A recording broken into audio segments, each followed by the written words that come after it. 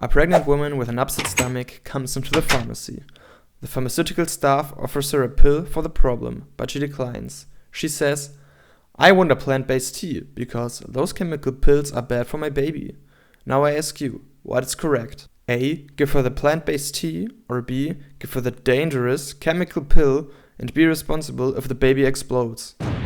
Correct answer is B, and I'll show you why. To understand why B is correct, you have to look at this chart with examples. Bananas are healthy plants. Potassium is an important chemical mineral in your body. Atropa belladonna is highly toxic, and 3 berries is the lethal dose for a child. 50 milligrams of this molecule called digoxin is lethal for an adult. Looks simple, right? But this kind of categorization doesn't make any sense. Potassium is found in bananas, so it partially belongs in the plant section. Potassium in high dose will stop your heart, so it can also be bad. Which means you can also overdose in bananas, because you could consume too much potassium with bananas. And would that make bananas also chemical because of the potassium? And as a result of this, bananas can be bad? But now let's talk about Atropa belladonna, also known as deadly nightshade. This plant contains atropine, a chemical used in medicine to treat a rapid heartbeat and as an antidote for certain poisonings. But just a few berries can be lethal due to the high concentration of atropine. And the molecule digoxin, it's extracted from Digitalis purpurea and used for heart failure. However, it has a very narrow therapeutic window, meaning the difference between a helpful dose and a fatal dose is very small. There are 3 big conclusions from this. Firstly, everything is chemistry, even plants. Secondly, molecules can be therapeutic, toxic, or lethal, no matter if they come from a plant or from a chemistry lab. Thirdly, the dose makes the poison. There's even an entire field of science dedicated to this: pharmacognosy, the study of natural medicinal substances from plants, fungi, and more. Yes, herbal medicine has scientific backing. Many plant-derived molecules work beyond placebo. But there's a golden medical rule. There is no therapeutic effect without potential side effects. Believing that natural treatments are inherently safer just because they are from nature is called naturalistic fallacy. And it's wrong. So why isn't the tea the better option for the pregnant woman?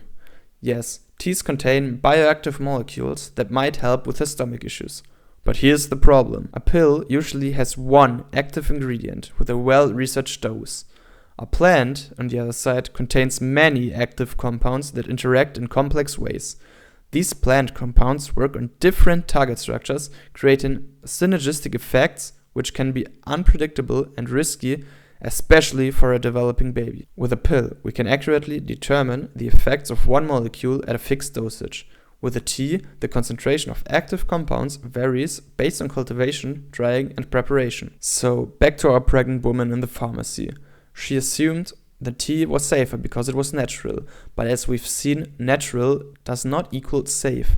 The best option for her is the one with a controlled, researched, and tested dosage, aka the pill. So next time someone tells you that natural equals better, you know what to say. In the first part of the video, I talked about plants, and how their use depends on the context. But now we're taking a sharp turn. The substances I'm going to show you are not medicinal under any circumstances.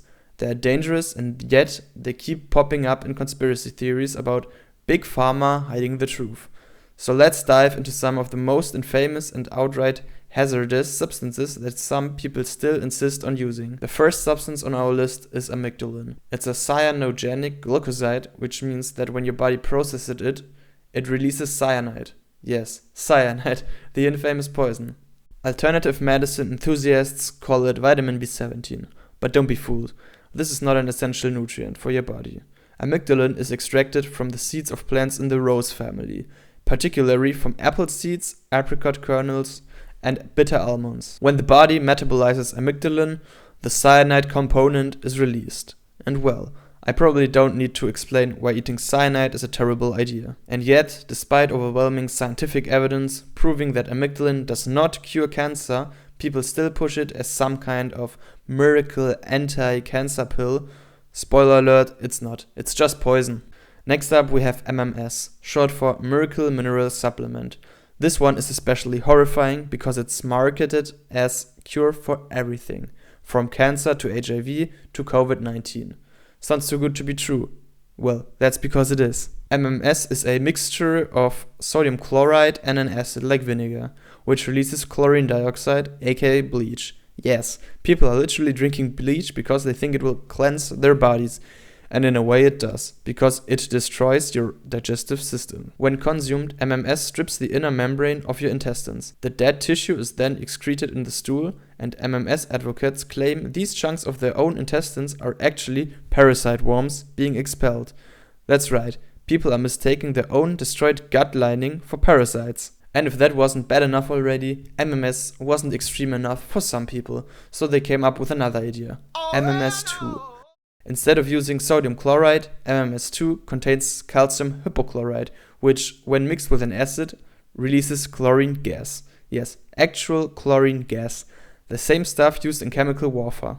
And again, I probably don't need to explain to you why inhaling or consuming chlorine gas is a bad idea. At this point, I could go on listing countless and other dangerous pseudoscientific substances, but instead, I want to give you a simple way to spot this nonsense. Introducing the bullshit-o-meter. If a so-called cure meets any of the following criteria, it gets a point on the meter. First, doctors won't tell you about it because it's a secret. Second, Big Pharma is hiding it because they would lose money. Third, it has zero side effects because it's often natural. Fourth, it cures a wide range of diseases because why stop at one? And fifth, conventional medicine can't explain it, but some random dude on the internet can. If a substance ticks all of these boxes, congratulations, it's total bullshit. Now I'll take a moment to get upset about the term conventional medicine. There is no such thing as conventional and alternative medicine. There is only one kind of medicine, and it's the medicine that is evidence-based and on scientific studies, and nothing else. Whoever heals is right, and you have to prove that. And no, an anecdote is not a proof. Now that's enough ranting, let's get to the last chapter. After discussing these dangerous substances, we now arrive at a category that has no effect beyond the placebo effect. Fortunately, these treatments do not pose direct harm to the patients. There are countless products that fall into this category: homeopathy, healing stones, and many more. My stance to those products is clear. The placebo effect is real, and in healthcare we should absolutely leverage it to maximize positive outcomes for the patients. However, I take serious issue when false promises are made, when patients are misled about the scientific evidence, for example. It becomes even more concerning when companies exploit the desperation of those seeking a cure, especially in a case of severe illness like cancer. And those companies are charging outrageous prices for treatments that do simply not work. And let me be absolutely clear.